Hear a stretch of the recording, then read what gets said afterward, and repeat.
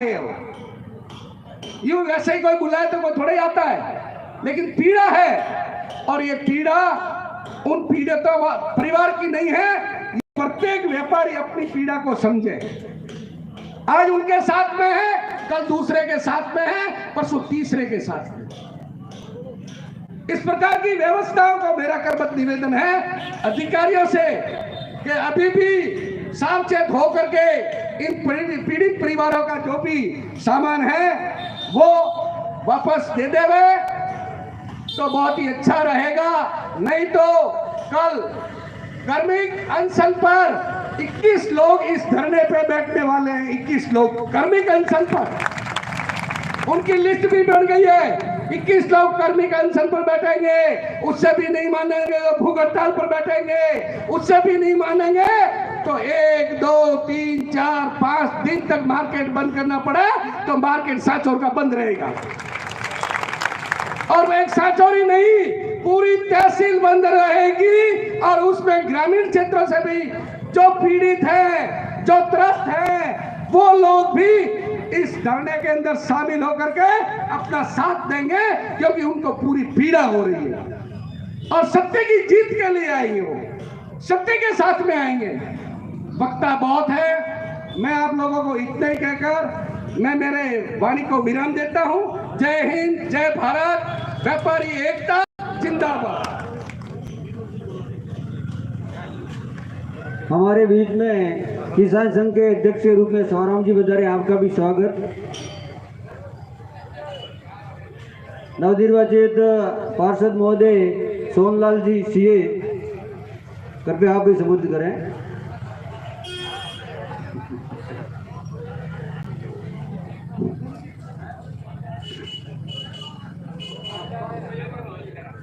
व्यापारी एकता, व्यापारी एकता, व्यापारी एकता। सभी सम्मानीय व्यापारी बंधु, यहाँ के और बाहर से पधारे हुए सभी बंधु, कल जैसा कि रूप जी ने बताया कि एडिशनल एसपी साहब और डिप्टी साहब ने यहाँ वार्ता के लिए आए। सारी चीज़ें गोलमोल बात करने के बाद में उन्होंने जो मुझे समझ आया वो एक ही बात कही कि हमें थोड़ा और समय दिया जाए। जो भी बंधु, जो भी इसमें आरोपी है, उनसे हम पूछताछ कर रहे हैं। उनको हम सीधा इंट्रोगेट नहीं कर सकते, हम उनकी शक की सुई पे हम उनको कुछ हाथ नहीं लगा सकते, इसलिए हम धीरे धीरे प्रयास करें, हमें और समय दिया जाए। तो सारी चीज़ें मैंने सुन के उनसे एक ही प्रस्ताव रखा। मैंने कहा मैं आपको एक स्वप्रमाणित एक मामला देता हूं जिसमें आपको कोई सबूत, गवाह कुछ नहीं चाहिए, सारा कुछ स्वप्रमाणित है, और आप उसके ऊपर हमें कार्रवाई करके दिखाओ ताकि हमको विश्वास आवे, और उसके बाद हम आपको, आप बोलोगे वैसा समय प्रदान कर देंगे।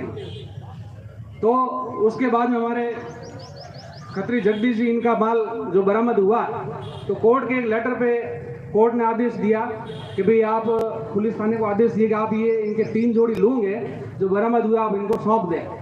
वो लेटर हमारे पास था और ये व्यक्ति खुद यहाँ मौजूद है जो यह कह रहे हैं कि 3 जोड़ी की जगह 3 नग मुझे दिए गए हैं, 3 जोड़ी लूंग हमें नहीं दिए गए।